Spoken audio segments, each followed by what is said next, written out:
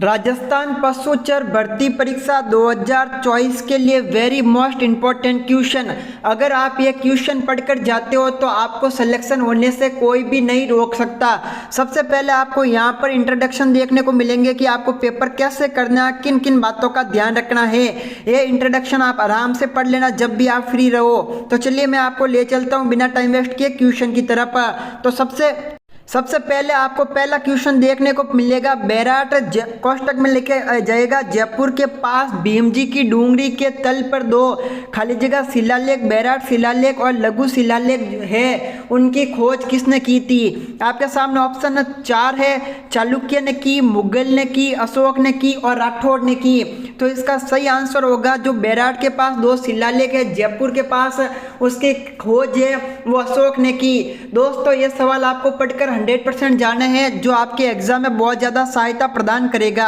यहाँ पर आपको दूसरा क्वेश्चन देखने को मिलेगा। लूणी घाटी डीडवाना बूढ़ा पुष्कर के आसपास स्थित एक महत्वपूर्ण स्थान है, यह निम्नलिखित में से किस युग से संबंधित है। तो यहाँ पर सीधा सीधा आपका युग से संबंधित क्वेश्चन पूछ लिया गया है। तो यहाँ पर आपका उत्तरी पाषाण पूरा पाषाण युग, उत्तर पूरा पाषाण युग, मध्य पूरा पाषाण युग और इनमें से कोई नहीं।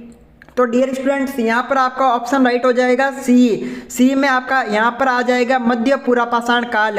दोस्तों अगर आपको हमारी क्लास में कोई भी डाउट है या आप चाहते हो मैं अपनी रेगुलर क्लास लूँ तो आप मुझे कमेंट सेक्शन में कमेंट जरूर करना। जैसे यहाँ पर एक और अगला सवाल है, निम्नलिखित में से कौन सिसोदिया वंश के पूर्वज बने थे।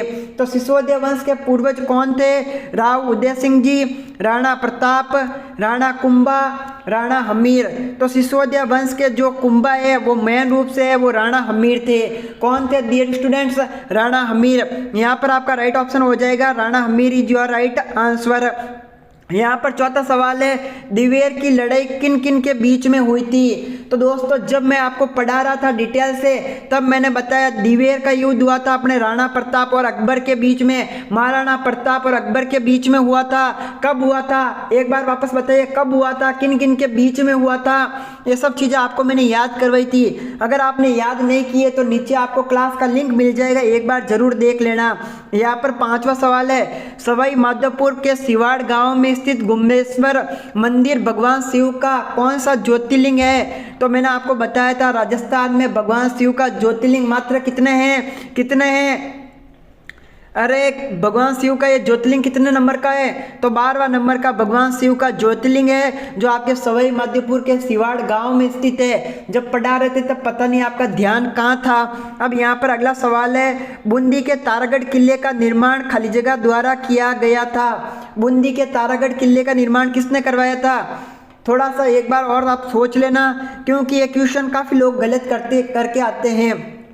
चलो एक बार फिर से बता देता हूँ, राव राजा बेर सिंह, राव राजा अजय सिंह जी, राव राजा विष्णु सिंह जी, इनमें से कोई नहीं। अरे जब मैंने आपको पढ़ा रहा था बूंदी के तारागढ़ किला तो मैंने आपको बताया था कि राव राजा और बेर सिंह जी ने इसका निर्माण करवाया था, लेकिन पता नहीं आप लोगों का ध्यान कहाँ पे रहता है। लोक देवता गोगा जी, यहाँ पर गोगा जी की बात की जा रही है। तो लोक देवता गोगा जी की समाधि गोगीमिडी राजस्थान के किस जिले में स्थित है। देखो जब मैं आपको लोक देवता पढ़ा रहा था तो मैंने आपको बताया कि गोगा जी का सिर धड़ से जहाँ पर अलग गिरे, जहाँ पर जा गिरा, तो एक को कहते हैं गोगा मेडी, एक को कहते हैं शीर्ष मेडी। गोगा मेडी राजस्थान के किस जिले में स्थित है। तो सर आपका ने बताया था, मुझे याद आ रहा है कि गोगा मेडी राजस्थान के हनुमानगढ़ जिले में स्थित है। तो यहाँ पर आपका राइट ऑप्शन क्या हो जाएगा सर, राजस्थान का हनुमानगढ़। तो यहाँ पर आपका राइट ऑप्शन हो गया राजस्थान का हनुमानगढ़ जिला। ठीक है, 8वां सवाल है, झालावाड़ शैली की राजपूत पेंटिंग किस राजपूत पेंटिंग स्कूल का हिस्सा था। जब मैं आपको पढ़ा रहा था झालावाड़ पेंटिंग चित्रकला के बारे में पढ़ा रहा था तब मैंने आपको बताया था कि यह राजस्थान की हाड़ौती चित्रशैली का प्रतीक है। कौन सी चित्रशैली, हाड़ौती चित्रशैली का प्रतीक है। दोस्तों अगर आप भी अभी भी अपनी तैयारी जारी रखना चाहते हो तो आप मुझे इस चैनल को सब्सक्राइब कर लो और नीचे कमेंट सेक्शन में एक बार यस सर जरूर लिखे। आपको कुछ नहीं करना, कमेंट में एक बार यस सर जरूर लिखना है ताकि हम आपकी तैयारी है वो जारी रखवा सके।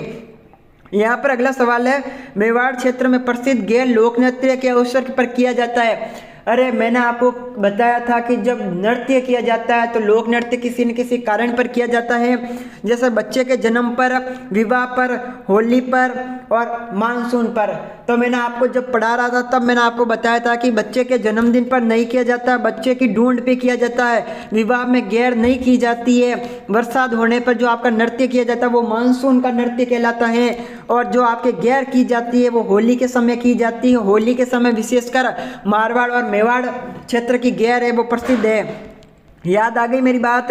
हाँ जी याद आ गई। अब आगे चलो। राजस्थान की भाषा के लिए पहली बार राजस्थानी शब्द का प्रयोग किसने किया? अरे इतना इजी सवाल पता नहीं एग्जामिनर ने क्या सोच के दे दिया। राजस्थान के लिए सबसे पहले राजपूताना शब्द का प्रयोग हुआ, उसके बाद में राजस्थानी शब्द का प्रयोग हुआ। देखिए राजस्थानी शब्द का प्रयोग है वो जॉर्ज अब्राहम गेशन ने किया। किसने किया? जॉर्ज अब्राहम गेस्टन ने किया। अगर पूछ ले राजपूताना शब्द का प्रयोग किसने किया, तो राजपूताना शब्द का प्रयोग किया था आपके कर्नल जेम्स टॉड ने। देखो सवाल दो बन गए। राजपूताना शब्द का प्रयोग किसने किया, तो राजपूताना का पूछ ले तो वहां पर आपको लिखना है कर्नल जेम्स टॉड, और अगर आपको पूछ ले कि राजस्थानी शब्द का प्रयोग किसने किया तो वहां पर आपका आ जाएगा अब्राहम गिरेशन। ठीक है, यहाँ पर ले चलता हूँ मैं आपको अगले क्वेश्चन की तरफ। अगला क्वेश्चन 11वां क्वेश्चन आपके ये कह रहा है निम्नलिखित में से कौन सा नाटक भवई शैली में लिखा गया है जो राजस्थान में प्रसिद्ध है? जब पढ़ा रहा था तो मैंने आपको कहा था भवई शैली के नाटक देखते समय मैंने आपको कहा था कि क्या नाम बताया था? जेस्मा ओडेन का नाम मैंने आपको लिया था कि जेस्मा ओडेन है वो भवई कला में बहुत अच्छा डांस करती है और इनको कुछ ना कुछ मिल भी सकता आने वाले टाइम में। ठीक है, रणकपुर जैन मंदिर पाली निम्नलिखित में से किस तीर्थकार को समर्पित किया गया है? रणकपुर जैन मंदिर पढ़ा रहा था 1444 खंभों की छतरी है वो कहाँ पर है? रणकपुर जैन मंदिर में। 1444 खंभों वाला मंदिर अगर बोल दें तो वो कहाँ पर है? रणकपुर पाली में। अगर आपको पूछ ले कि राजस्थान का एकमात्र मंदिर जिसको ऊपर से देखने पर ओम का आकार दिखाई देता है तो वो आपके डाडन ओमकेश्वर महादेव मंदिर है जो राजस्थान के पाली जिले के डाडन क्षेत्र में है। तो अगर आपको क्वेश्चन पूछ लिया है तो यहाँ पर आपको ये लिखना है ऋषभनाथ है उनको उनके तीर्थकार है उनको पूर्ण रूप से ये मंदिर है वो समर्पित है। ठीक है, अब आपको ले चलता हूँ सीधा 13वें क्वेश्चन की तरफ। दोस्तों अगर आप लोग चाहते हो मैं आपको टोटली क्लास से करवाऊँ तो प्लीज़ आप इस क्लास को हो सके जितना प्यार देना, हो सके जितना सपोर्ट देना, क्योंकि आप ही के प्यार और सपोर्ट के लिए हम यहाँ पर लाइव क्लासेस ले रहे हैं। ठीक है, निम्नलिखित प्रसिद्ध गजल गायकों में से राजस्थान में संबंधित है। यहाँ पर आपको कुछ गजल गायकों के नाम दे रखे हैं, आपको ये बताना है कि इनमें से कौन सा जो गजल गायक है उनका संबंध राजस्थान के जिलों से है। तो यहाँ पर अनुज जलोटा, जगजीत सिंह, गुलाम अली और पंकज उदास। यहाँ पर आपको 13 नंबर का एक बार आप सभी कमेंट सेक्शन में आप अपना आंसर लिखने की जरूर कोशिश करना, क्योंकि कम समय में अधिकांश तैयारी करना ही एनके एजुकेशन का महत्व है। लगातार आप लोगों की सेवा में, लगातार सबसे ज़्यादा BSTC PTT के बाद इस बार पशु परिचर में सिलेक्शन देने वाला राजस्थान का विश्वसनीय चैनल। यहाँ पर अगला सवाल है 14 सवाल है 1818 में अंग्रेजों के साथ संधियों पर हस्ताक्षर करने वाला जयपुर राज्य का शासक कौन था? देखिए जब हम यहाँ पर संधियाँ पढ़ेंगे तब आपको 2-3 चीज़ों के बारे में ध्यान देना होगा। सबसे पहला, राजस्थान में अगर पूछ ले सबसे पहले अंग्रेजों के साथ संधियाँ हैं वो किसने की, तो उसका नाम होगा जयपुर के भान सिंह ने। अगर पूछ ले कि जब जयपुर के भान सिंह ने अंग्रेजों के साथ संधि की तब उनको क्या मिला, उनको दहेज में मिले मतलब 10,000 घोड़े मिले। अगर पूछ ले राजस्थान का एकमात्र राजपूत सियासत बताओ जिसने सबसे पहले अपने बेटे मान सिंह को वो अपने पोते को अकबर की सेना में भेजा, उसका नाम मेरे दिमाग से निकल रहा है, वो मैं आपको थोड़े टाइम से बता दूंगा।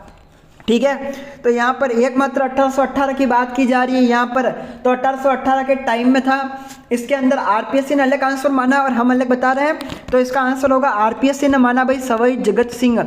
किसको माना भाई? सवाई जगत सिंह RPSC ने माना, और जो RPSC मानती है वो हमें मानना ही पड़ता है भाई। RPSC सर्वे सर्वा है, RPSC के आगे हम कहाँ जा सकते हैं। इस बार जो आपका RSSB राजस्थान कर्मचारी चयन बोर्ड का एग्जाम करवाया जा रहा है जैसे यहाँ पर अगला सवाल है, बेंगू किसान आंदोलन के नेता कौन थे? बेंगू किसान आंदोलन के नेता कौन थे अगर पूछ ले तो अलग आएगा।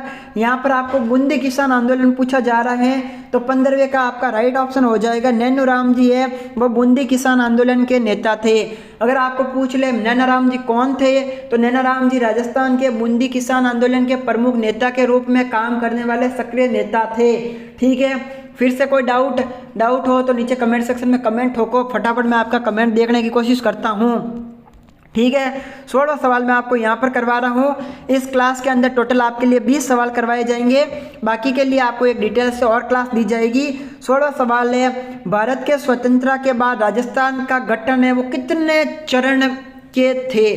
भारत की स्वतंत्रता के बाद राजस्थान के गठन कितने चरण के थे? देखो यहाँ पर कई बच्चे कंफ्यूज हो जाते हैं, कन्फ्यूजन ऐसे क्वेश्चन में ही होता है। पहला तो राजस्थान का एकीकरण कितने चरणों में हुआ, यहाँ पर पूछा गया 1947 के बाद राजस्थान के समय 1947 के समय राजस्थान का गठन टोटल कितने चरणों में किया गया था? तो यहाँ पर आपका राइट ऑप्शन कौन सा हो जाएगा? फटाफट कमेंट करो। बिल्कुल सर सही जवाब है आप सभी का के साथ।